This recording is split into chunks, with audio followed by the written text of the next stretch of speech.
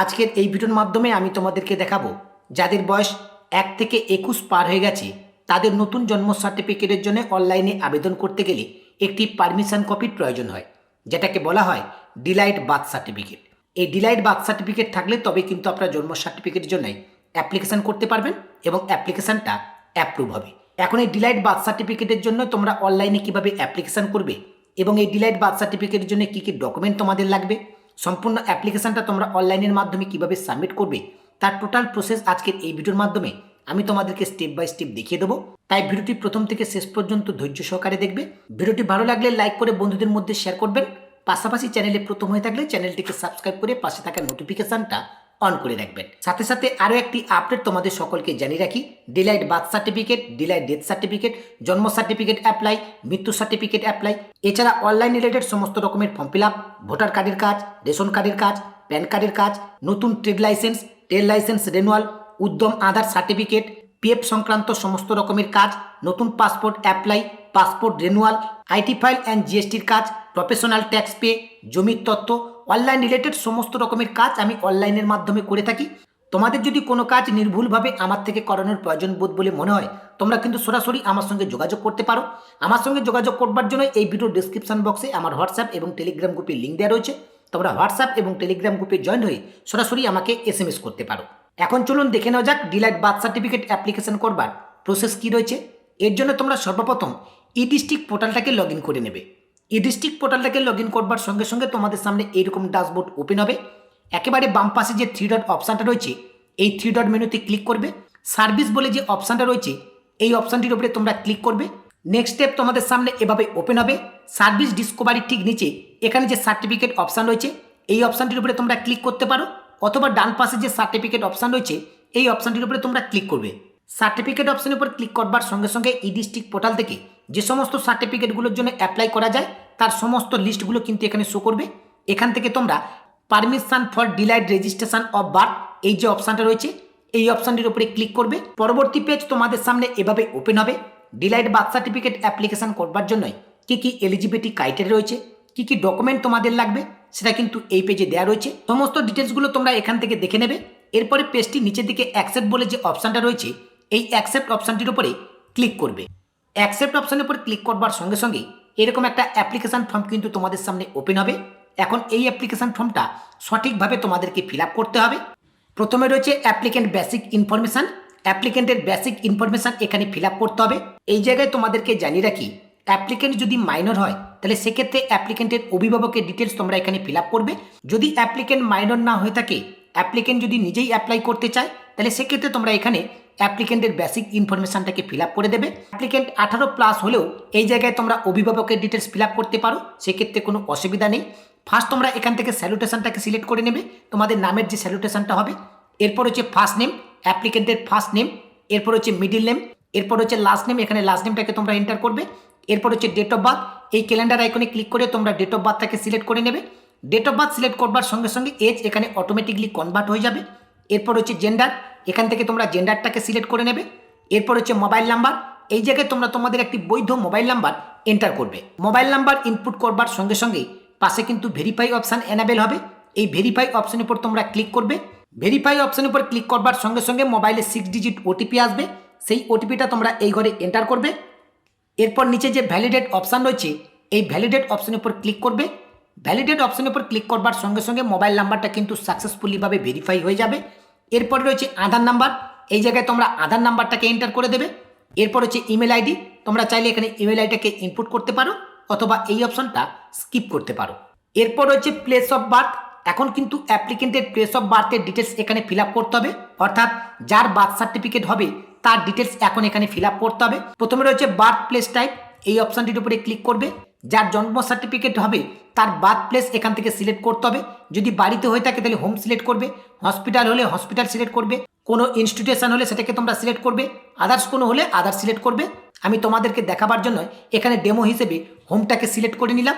এরপর হচ্ছে place of name, যে জায়গায় শিশুটি জন্মগ্রহণ করেছে সেই প্লেসের নাম এখানে এন্টার করতে হবে। এরপর হচ্ছে অ্যাড্রেস লাইন 1, এই অ্যাড্রেস লাইন 1 এবং অ্যাড্রেস লাইন 2তে তোমরা তোমাদের সম্পূর্ণ অ্যাড্রেসটাকে ফিল আপ করবে। এরপর হচ্ছে পিনকোড, এই জায়গায় পিনকোড নম্বরটাকে তোমরা এন্টার করে দেবে। কান্ট্রি এখানে অটোমেটিকলি সিলেক্ট হয়ে যাবে। স্টেট এখানে অটোমেটিকলি সিলেক্ট হয়ে যাবে। এরপর হচ্ছে ডিস্ট্রিক্ট, এখান থেকে তোমরা তোমাদের ডিস্ট্রিক্টটাকে সিলেক্ট করে নেবে। এরপর হচ্ছে সাব ডিভিশন, এখান থেকে সাব ডিভিশনটাকে তোমরা সিলেক্ট করবে। এরপর হচ্ছে রুরাল অর আরবান, যদি তোমরা গ্রামের মধ্যে বসবাস করো তাহলে রুরাল সিলেক্ট করবে, যদি তোমরা শহরের মধ্যে বসবাস করো তাহলে এখান থেকে আরবান সিলেক্ট করে নেবে। এরপর হচ্ছে ব্লক আর মিউনিসিপ্যালিটি, যদি তোমরা ব্লকের আন্ডারে হয়ে থাকো তাহলে এখান থেকে ব্লকটাকে সিলেক্ট করে নেবে, যদি তোমরা মিউনিসিপ্যালিটির আন্ডারে হয়ে থাকো তাহলে মিউনিসিপ্যালিটি সিলেক্ট করে নেবে।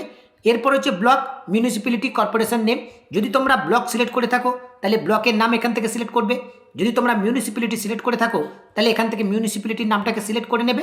এরপর হচ্ছে ভিলেজ অর ওয়ার্ড, এখান থেকে তোমরা তোমাদের গ্রাম অথবা ওয়ার্ডের নামটাকে সিলেক্ট করে নেবে। এরপর হচ্ছে পোস্ট অফিস, এখান থেকে তোমরা তোমাদের পোস্ট অফিসের নামটাকে সিলেক্ট করে নেবে। এরপর হচ্ছে পুলিশ স্টেশন, এই জায়গায় তোমরা তোমাদের পুলিশ স্টেশনের নামটাকে এন্টার করে দেবে। এরপরে নিচের দিকে দুটো অপশান তোমরা দেখতে পাবে।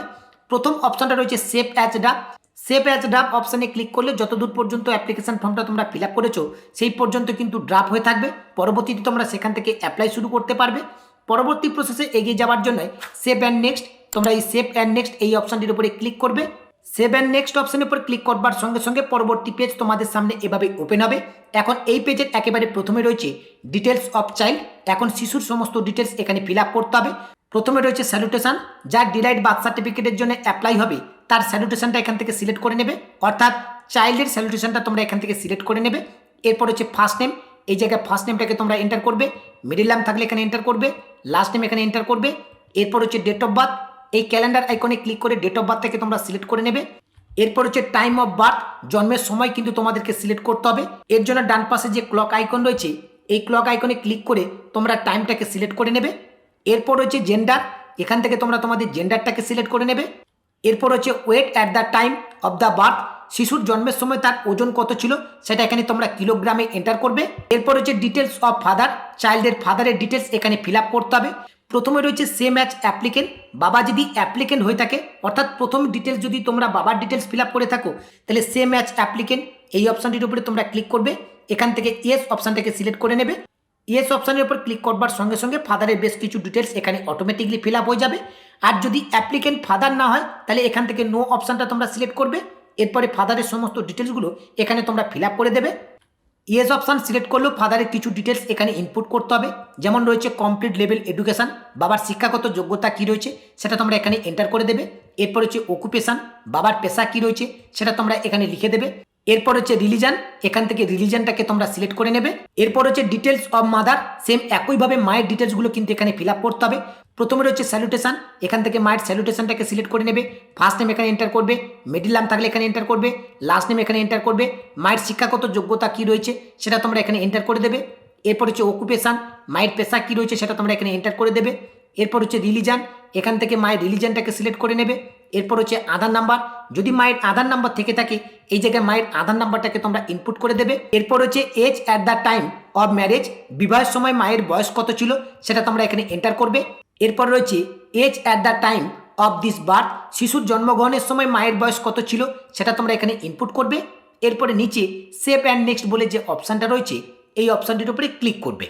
সেভ অ্যান্ড নেক্সট অপশানের উপর ক্লিক করবার সঙ্গে সঙ্গে পরবর্তী পেজ তোমাদের সামনে এভাবেই ওপেন হবে। এখন এই পেজের একেবারে প্রথমে রয়েছে পার্মানেন্ট অ্যাড্রেস অফ পেরেন্ট, পেরেন্টের পার্মানেন্ট অ্যাড্রেস কী রয়েছে সেই অ্যাড্রেস এখানে ফিল আপ করতে হবে। প্রথমে যে অপশানটা রয়েছে সেম অ্যাড্রেস অ্যাজ, এই অপশানটির উপরে তোমরা ক্লিক করবে।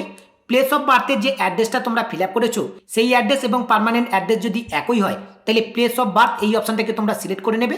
এরকম একটি অ্যালার্ট শো করবে, ওকে অপশানের উপর ক্লিক করবে। ওকে অপশানের উপর ক্লিক করবার সঙ্গে সঙ্গে পেরেন্টের পার্মানেন্ট অ্যাড্রেস এখানে অটোমেটিকলিভাবে ফিল আপ হয়ে যাবে, কোনো ডিটেলস তোমাদেরকে ফিল আপ করতে হবে না। আর যদি প্লেস অফ বার্থের অ্যাড্রেস পার্মানেন্ট অ্যাড্রেস আলাদা হয় তাহলে এখান থেকে তোমরা নট সেম এই অপশানটাকে সিলেক্ট করে নেবে এবং অ্যাড্রেসের সমস্ত ডিটেলসগুলো এখানে পরপর করে তোমরা ফিল আপ করে দেবে।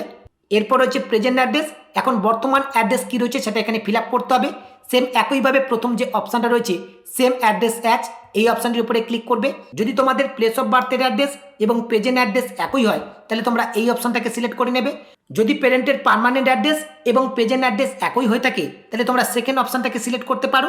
আর যদি এই দুটোর মধ্যে কোনোটাই না হয় তাহলে এখান থেকে নট সেম এই অপশানটাকে সিলেক্ট করে নেবে এবং অ্যাড্রেসের সমস্ত ডিটেলসগুলো এখানে ফিল আপ করে দেবে। আমার ক্ষেত্রে একই, তাই আমি প্রথম অপশানটাকে সিলেক্ট করে নিলাম।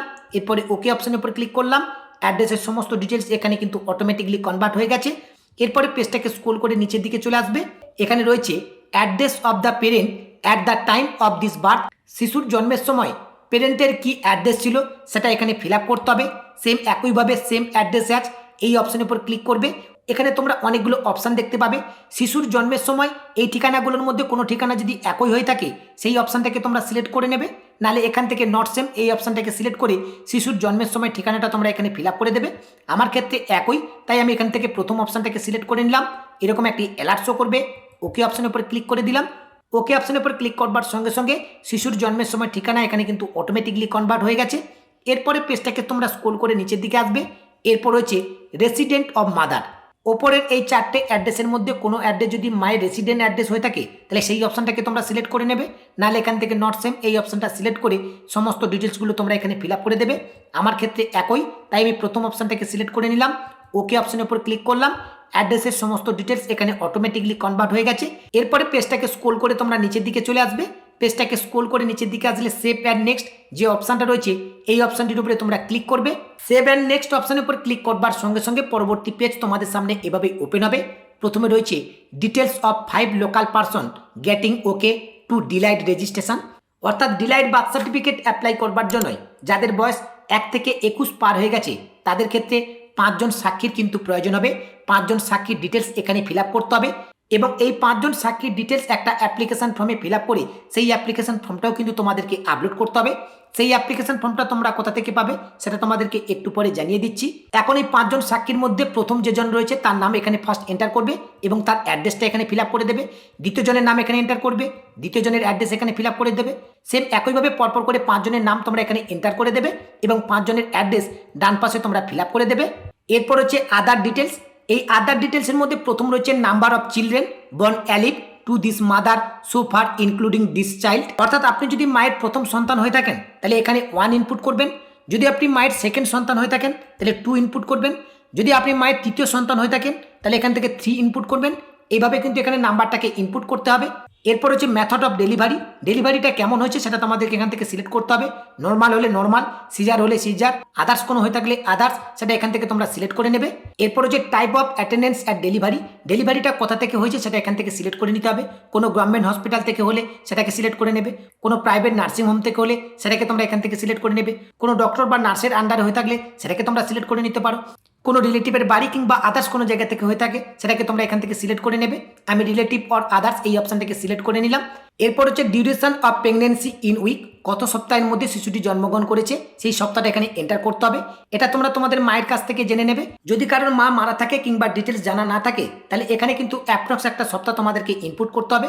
সাধারণত 36 থেকে 42 সপ্তাহের মধ্যে শিশুটা কিন্তু ভূমিষ্ঠ হয়, সেইভাবে একটা উইক তোমরা এখানে এন্টার করে দেবে। এরপরে নিচে যে সেভ অপশান রয়েছে এই সেভ অপশানের উপর তোমরা ক্লিক করবে।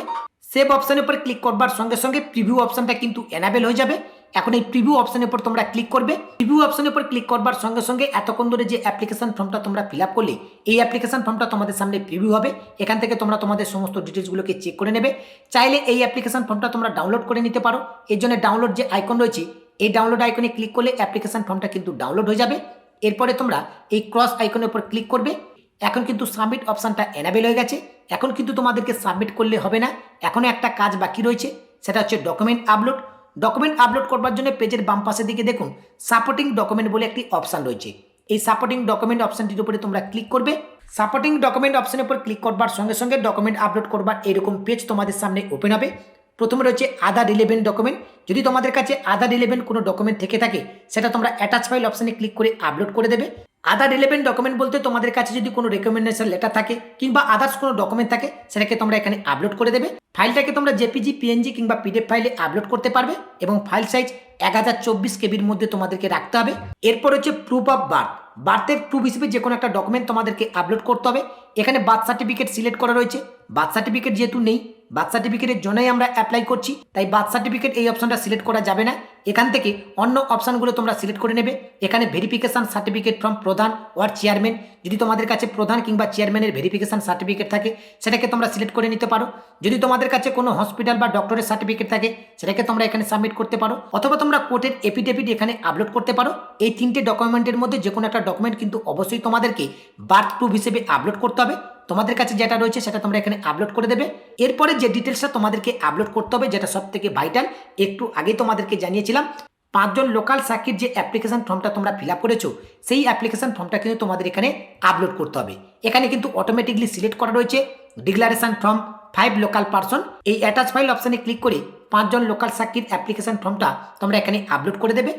এই 5জন সাক্ষীর ডিটেলস ফিল আপ করবার অ্যাপ্লিকেশন ফর্মটা যদি তোমাদের কাছে না থাকে তোমরা কিন্তু আমার সঙ্গে কন্ট্যাক্ট করতে পারো।